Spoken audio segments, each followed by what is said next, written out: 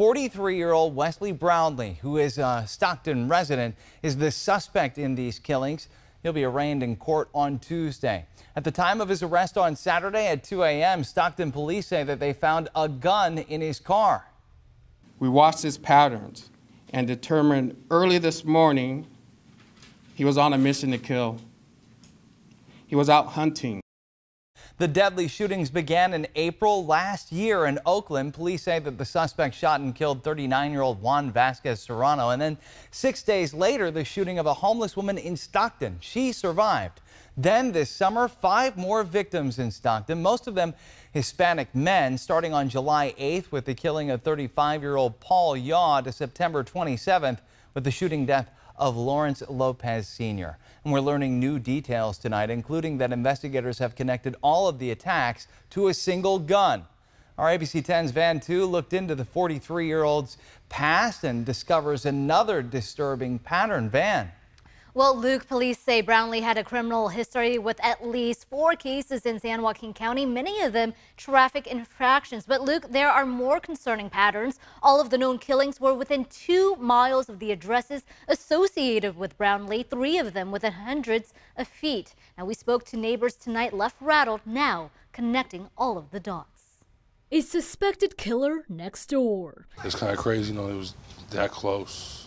Jesse Evanjo is still reeling after realizing he's locked eyes with Wesley Brownlee before. He's the police's prime suspect in the Stockton serial killer investigation. Didn't really interact with him very much. Just seen him walking past while I was outside. Didn't say anything to me, really just walked by and head nod sort of deal and just kept, going. He says he saw Brownlee next door a couple of times, months before his other neighbor was killed hundreds of feet away in the Meridian Point apartment complex parking lot in August. Jonathan Hernandez Rodriguez was one of the serial killer's victims. Public records show addresses associated with Brownlee and his relatives are very close to the killings that police say are interconnected by ballistics. This map shows those 6 killings in red, and when we overlay addresses associated with Brownlee in blue, 3 of them are within several feet of these homicides. All of them are within 2 miles of these addresses. He was on a mission to kill. He was out hunting. This video, widely circulated of a person of interest, was taken at the Pacific Point Apartments, where one of Brownlee's relatives apparently lived. Just around the corner from here was where serial killer victim Juan Cruz was gunned down on Manchester Avenue in September. I wake up around 4 in the morning, and I was always afraid, Neighbor Luis Cruz says with an arrest made, he can breathe easier. It's kind of relief that he got caught already.